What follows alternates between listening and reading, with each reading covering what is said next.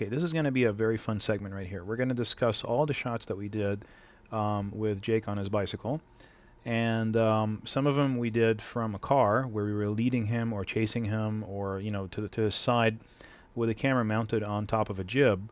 And some of the shots, like this one right here, are the ones where the camera was mounted on a tripod, and the tripod is on the side of the street, on the sidewalk, and we essentially allowed Jake to come into the shot, whether from left to right or from right to left, or across the camera's perspective in some way, whether going away from the camera or coming close to it. We're going to discuss all the different emotional impacts of having your subject cross in the frame, either from left to right, or away from the camera, or towards the camera, or towards the top right-hand side, or the top left-hand side, or the bottom right-hand side. This is going to go hand in hand with everything that we learned back in the production DVD about the axes of movement in the frame of the subject. So here we're watching the assembly of the jib. This is a Cobra Crane jib. It's a very compact jib, and it assembles very easily in about 20 minutes or so. And there's Evan Grant, our DP, and Dave, our key grip for the day, and they're setting it up in the back of Evan's SUV right there. This is definitely one of those things where you really don't want to do it if you're not confident in how to assemble things on vehicles. It is not something that's easy to do. It's not something that's necessarily safe unless you know exactly what you're doing. So by all means, please check all your applicable local laws about whether you're allowed to have something sticking out of the back of a vehicle like this. If it's legal or if it's not legal, I would consult with your police department. And I would also have a professional show you how to do it the first time. What they're doing right there is they're ratcheting the back flap of the SUV so it stays in an open position when they're driving and it doesn't close in and of itself. Here they're taking the Cobra Crane out of its bag, and you have to assemble the Cobra Crane. It's two pieces, and you put them together, and you get one long piece that's about 10 feet long. And here's the DP tightening the head of the Cobra Crane that allows the camera to tilt up and down. That's the base of the crane, and that sits on the apple box, that's wooden apple box. Then he tightens up that middle section right there, which connects to the base. And he's testing the tilting action right there of the crane itself. So you can tilt the crane, and then you can also tilt the camera up and down. And that's the two wonderful movements that you're going to see them actually illustrated side by side. And he actually bent the crane on his last shoot, but the crane is so rugged it allowed the piece to go through anyhow, so that we can assemble the whole thing. There's the cable that keeps the camera straight up and down when it's being tilted up and down. And as you can see, there's the lashing for safety that lashes the entire assembly to the frame of the vehicle. There's how the DP sits right there. And he's got a 17-inch Panasonic monitor there on the front. And there's all the weights that counterbalance the camera, so that it's effortless to tilt it up and down. And he also always adds more weight than is necessary, so that it always leans backwards rather than leans forward, the entire frame. There's the 17-inch Panasonic again with all of the frame guides, so he knows where his frame is. And he's got the zoom controller right there on his left hand, so he can zoom in and zoom out. And there's the dual action of the crane, where the head is actually being tilted down so that the camera tilts down, whereas the crane is being tilted up, and you get a really nice movement, and I'll point it out to you when he actually does it. So as you can see, we're taking off here, and there goes the car, and that's what it looks like kind of from a distance right there. So you definitely, like I said, you definitely want to check with your DMV, make sure that it's legal for you to be doing this, or whoever manages your road safety in your local area. And there's Evan actually doing all the jibbing from inside the vehicle and watching the LCD at the same time. He's got his right hand on the weights. That's what he uses to tilt the jib up and down, and he's got his left hand on the actual tripod handle so that he can actually tilt the camera by itself. And so he's getting really low to the ground right there. He's probably only about maybe a foot off the ground right there. And you can see that because, and here he is zooming right there. He zooms in and out. And I'll also point out all the zoom shots. There is a zoom right there. And we've also learned on previous segments, that zooms are definitely something that takes you out of the element of suspended disbelief, and you want to be very, very careful when you use zooms. He mainly has a zoom controller on there just to change the focal length of the camera, to change from a wide angle to a medium shot to a telephoto. It is not on there so he can do a lot of, zooming back and forth. He mainly just needs it so that he doesn't have to step towards the camera every single time to change the focal length. There's a really neat shot. Whenever you have any kind of trees or anything in the background like this, it creates a repeating pattern that makes it feel like you're moving even faster than you really are. As you can see, we're going into a road here that has a lot of potholes in it, and kind of it's a lot of imperfections in the road, and therefore the entire image is jumping up and down a little bit. There's Jake having some fun with the bike there, giving us a lot of different material to work with later on in post. And there's one where he wanted to do it really fast, and so we kind of kept up with him. That right there is a tilt up with the jib and a tilt down with the camera. So in stark contrast with, for instance, if you're doing a tripod shot, you really can't kind of stick with the performer the entire way. It has its own facets, but it's nothing like when you're actually moving with the person and they're kind of approaching you. It's a very cinematic type of approach to filmmaking, when you can actually mount a camera on a vehicle and follow or lead in front of an actor who's doing something like this, because you maintain him as the exact same size in the frame all the time. He's not passing through your frame as when you're on a tripod on the side of the road. You're with him the entire time. He's the exact same size. The audience can concentrate on just his facial reactions and his body movements rather than on his motion in the shot. And as you can see, the ride gets really bumpy the faster you go. So the more you can keep it down to like about a 20 mile per hour speed limit, the more you're going to get better results. And also we're going to show you a little trick on how to get even better results here in just a second.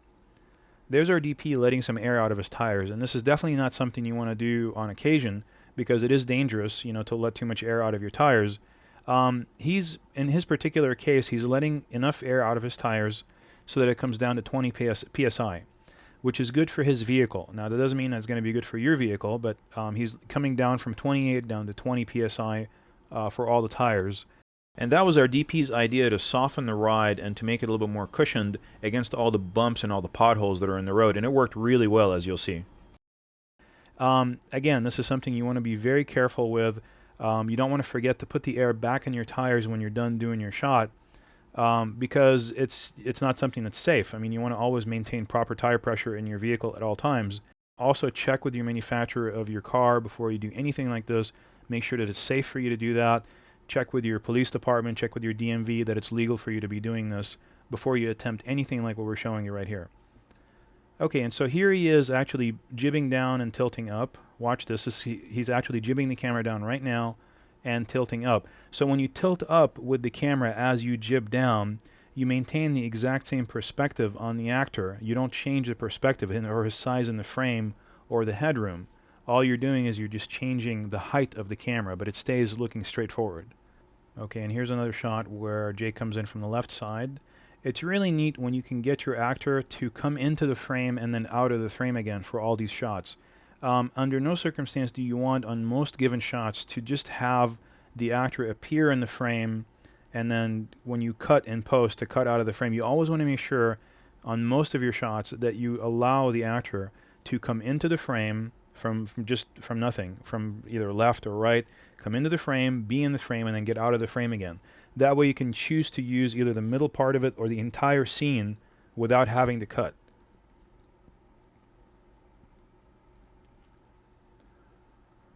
And here we did a little bit of a pan at the same time. And now we're getting really low here. This is about a foot off the ground. And we're allowing him to be very close. Just a second ago, we're allowing him to be really close to the edge, the left edge of the frame. And now he's centered. And as you can see, this is a really nice shot because this is about 6 feet up. This is about as high up as the crane will go. And you can really see the road going into the distance. It's really neat. And we allowed him to come really close to the camera right there. And these are some side shots that we did. Evan just went ahead and turned the camera to the left side on the jib and then got back in the car so that he can shoot all these side shots. These are the most wonderful shots that you can get. As nice as the leading shots are where you can see him kind of coming right up to the camera, the side shots are the best because you can really see the scenery around him very much. You can see the houses, the types of cars in the neighborhood where he lives or that he's driving through. You can also see his facial expressions really well because you can get even closer to him with the camera. And you can also see the vehicle, or the bicycle or the motorcycle that he'll be riding.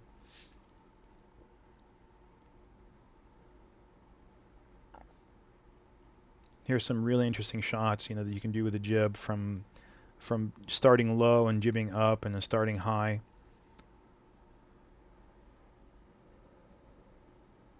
And then jibbing down like that. You can do wide shots like this, again jibbing up. And you can do some really interesting stuff like this, where you start with them, jib down, and then watch them go off into the distance. That was one of our favorite shots. We used that in the movie. And here's some Dutch angle. We learned about Dutch angles earlier, when you can't or roll the the camera to the left or to the right, so you can get kind of like an off-axis perspective. And that's a Dutch angle right there, where it feels like he's traveling up into the left-hand side of the frame. It makes the audience kind of want to, tilt their heads to the left a little bit and try to keep up with him. Here's some slow motion stuff. This is done at 48 frames per second, which is essentially 50% speed. It's overcranked. When you overcrank the camera, you're rolling it at a higher frame rate than it normally would run at. So normally this camera would run at 24 frames per second. We're running it at 48 frames per second, so that when you play it back at 24 frames per second, it runs at half speed.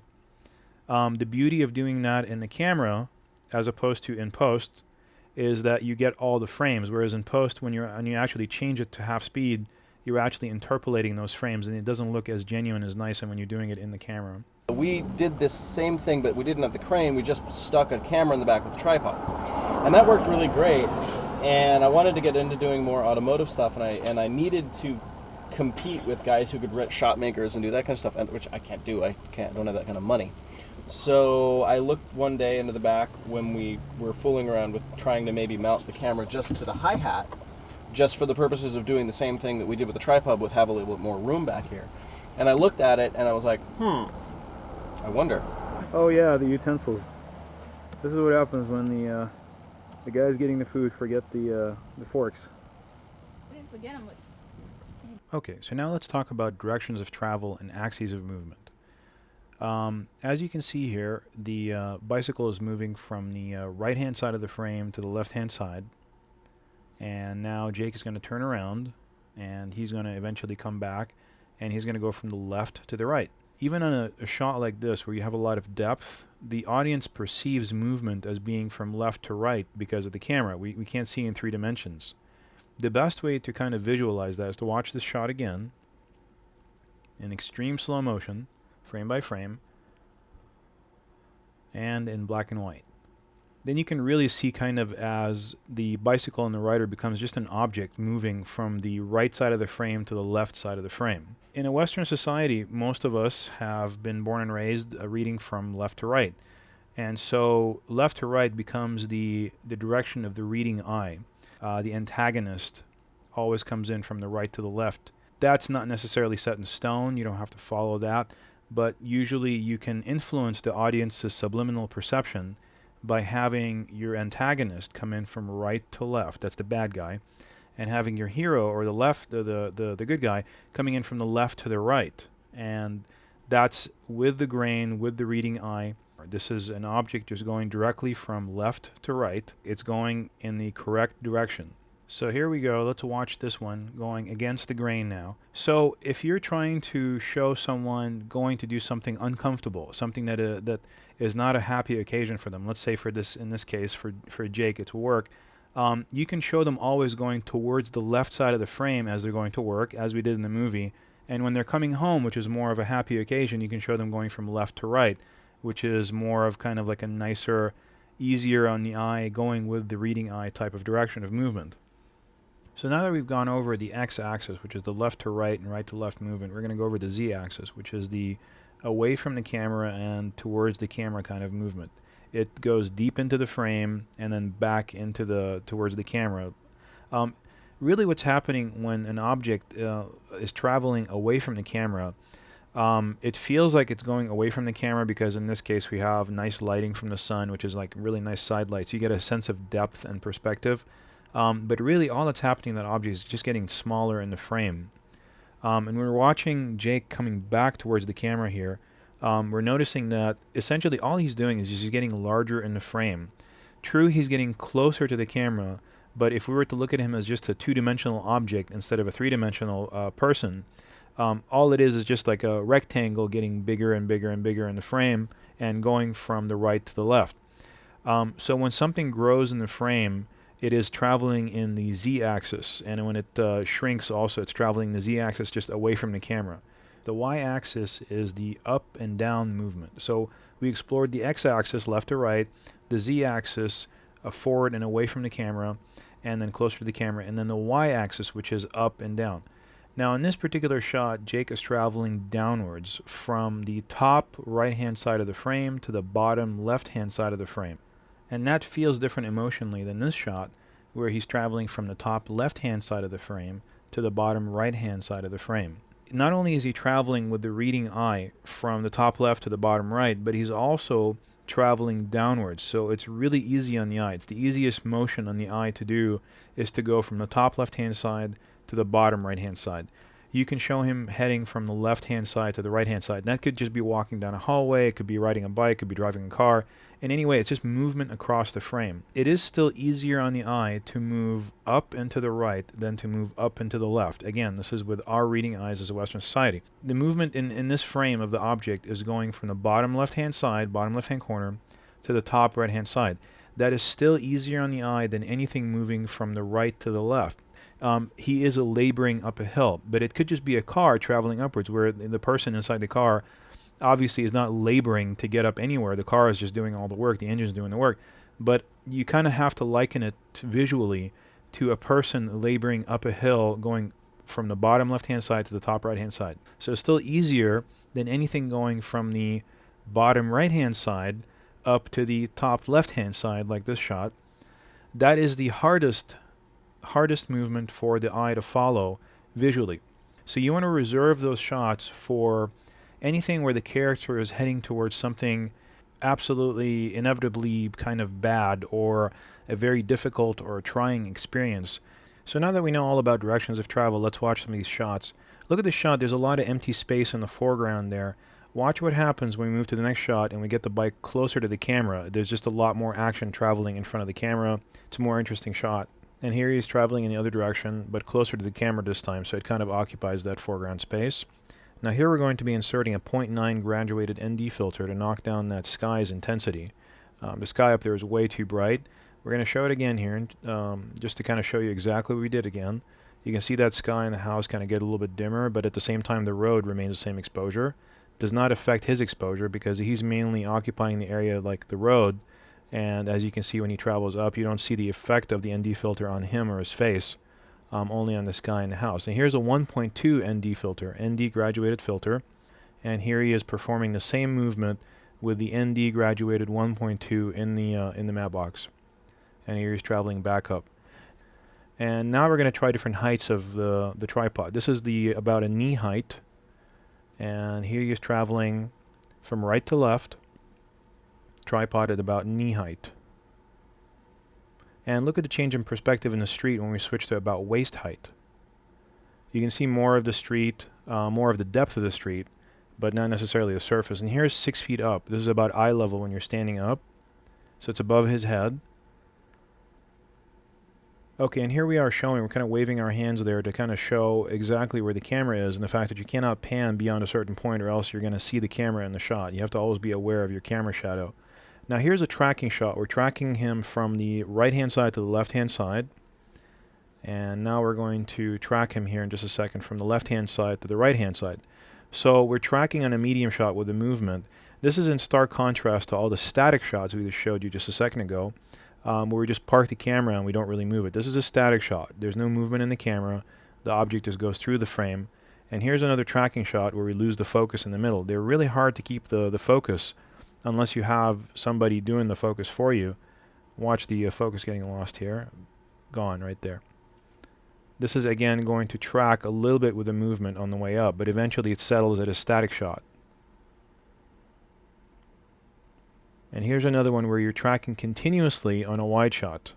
See, we're keeping him in the exact same part of the frame the entire time, all the way down until we can't do that anymore, and he just passes through. Here's a right to left handheld, not on a tripod. You can see it's a little bit more shaky, but it's easier to track and keep him centered. And here's one of my favorites. This is the one where the palms are, the palm trees are in the background, and they create kind of this really nice row of vertical objects that kind of track his movement. And here he is coming back in the other direction. And you can see that when you have a telephoto lens like this, the car feels like it was almost going to hit him. And when you have a telephoto lens, it forces the perspective, which means that it feels that the object is just taking forever to get to the lens, and you don't get a sense of three-dimensional perspective anymore. The car and the bicycle feel like they're about at the exact same horizontal plane, like they could impact each other. That's when you see all those movies, where the guy's running away from the truck and the truck is right behind him and it's about to run him over.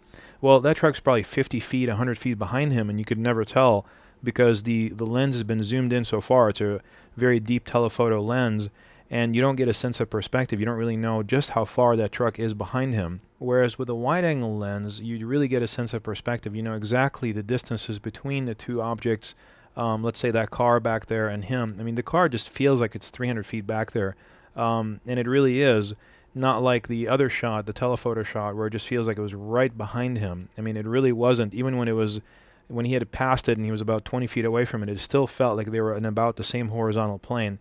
You can really have fun with that. You can really play with perspective and just watch for shots like that in movies, and you'll notice that directors use that device a lot. They use perspective a lot because it's just one of those built-in camera techniques that you don't need any special effects for. I mean, you can build tension right there in the lens. It's a beautiful thing.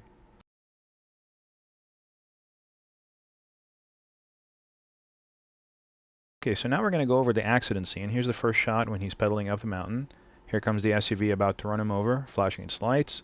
He finally notices it, runs off the road, does a flip, and lands on the ground, goes unconscious for a little bit, gets up, picks up his bike, and he hobbles with what's left of his dignity back to his apartment. Okay, so this is the first shot when we were testing the speed of the vehicle against the speed of the bike. And also, Jake was talking to us here to let us know essentially what is the correct speed, and we're communicating back with him. There's a zoom, and there's where he runs off the road. That's probably the first time you guys have seen that, actually. That's that area over there to the left side. That's one of the reasons why I picked this location, is because there was this little nook that he could kind of duck out there, and it would look like he's running off the road, but he was actually just kind of going up this little embankment. Let's look at the shot again.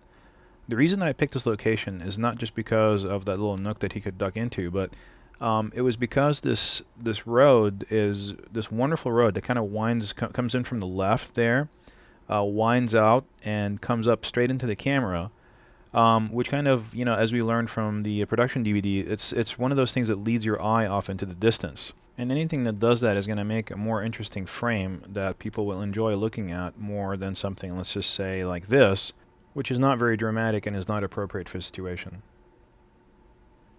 And we like the idea of the golf cart running parallel up the mountain at the same speed as Jake. That there's one, and there's one also right behind it.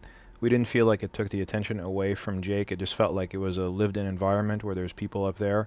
And it also definitely did not take any attention away, because within a moment, Jake is all the way up the mountain, and he's, right up in front of the camera. Dominates the entire frame. And here's the first take that we did. This is the first take that we did, and it was kind of about a medium telephoto. And he comes right up to the camera. Looks like a really nice shot.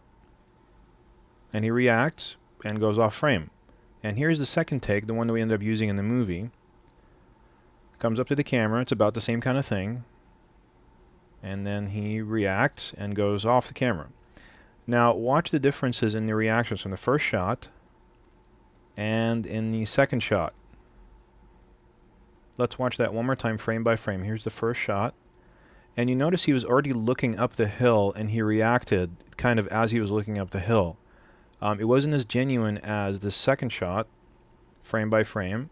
When you see him, he's just staring up, and then all of a sudden his entire body reacts to the SUV being there. And that's definitely a major argument for having a large monitor on the set.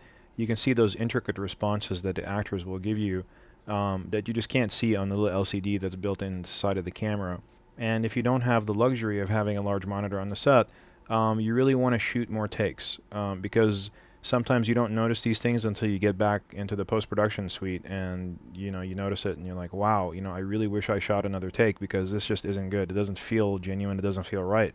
For example, here's a couple more shots that we did where we put the lens in a wide angle position. Here's his reaction. I mean, it's just so far away you can't really see, and as opposed to the medium shot right here where he's right up against the camera and he reacts and bam, done. Like I said before, as an independent filmmaker, most of your time should be spent on medium shots and close-ups. That's where you're going to sell the story and the script to your audience and the action. When you have a lot more money and you have a lot more time, then you can hire larger crews and really dress up a scene, make sure that you're in total control and have a stuntman and do great wide shots. But for most exteriors, when you're an independent filmmaker on a shoestring budget, you want to concentrate on medium shots and close-ups.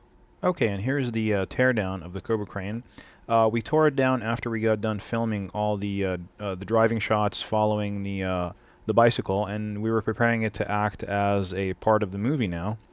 And there's Dave, and he's tearing it down right there. He's holding it underneath his arm to balance the weights on the back right there until he's done disattaching all the cabling on the front. And here he is actually taking the weights off with his left hand on the front of the Cobra crane, also to counterbalance the frame of it.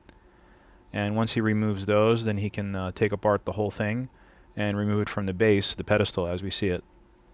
And he sets it down, and he disengages the cable that keeps it level. That's that white cable right there that the DP is disengaging and rolling right now. And then they tear apart the whole thing back into the two pieces, and they put it back in the bag when they're done. And herein begins a long string of reverse angles that we did to try to get just the right truck shot where it feels like the truck is coming down the mountain, is really about to hit him. And it took us quite a while to really coordinate the path of the truck and the path of Jake on the bicycle, and when the truck comes around the corner and when Jake comes into the frame, and how we're going to coordinate this whole thing.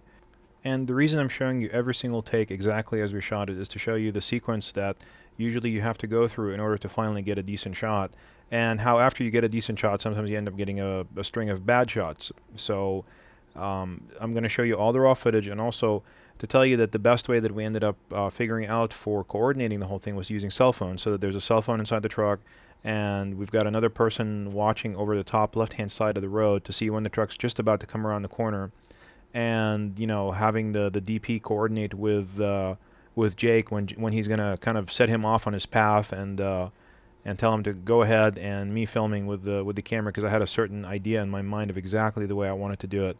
And so we finally got it done. So here's all the footage.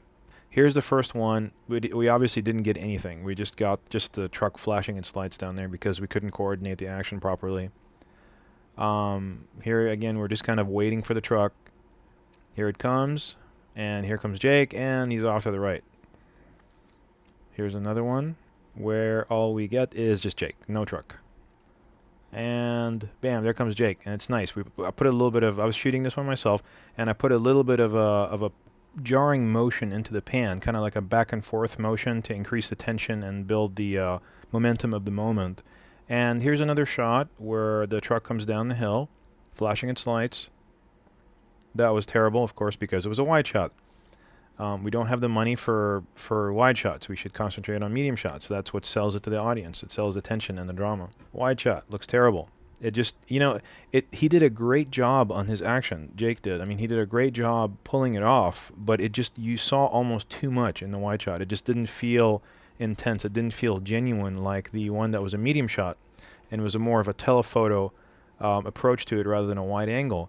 Use wide shots to establish a scene, but once you've done that, for a few seconds, go ahead and cut to the medium shots and begin your storytelling. I do want to encourage you that when you're filming, when you're shooting, always protect everybody who's on the set, protect the performers and the crew and everybody who's involved in your project. Really no shot is ever worth someone's getting hurt about it.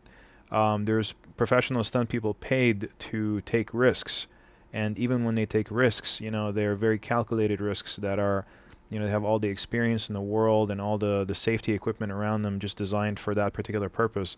So for you to, on an independent production, to risk anyone's safety or anyone's life is just unacceptable. And it doesn't really lead to anything in the end. The shot is just not worth anyone getting hurt over it.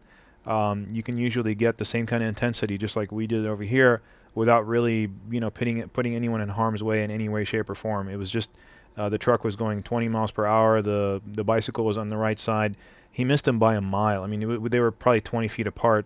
But it just, by using perspective and angles and the correct telephoto lens, we made it look as if they were very close. As we showed you guys before, when we were forcing the perspective with the telephoto lens, and it felt like the car was just about to hit Jake when he was, traversing in front of it. Those in-camera effects are usually the best ones, and you can get by a lot by using those.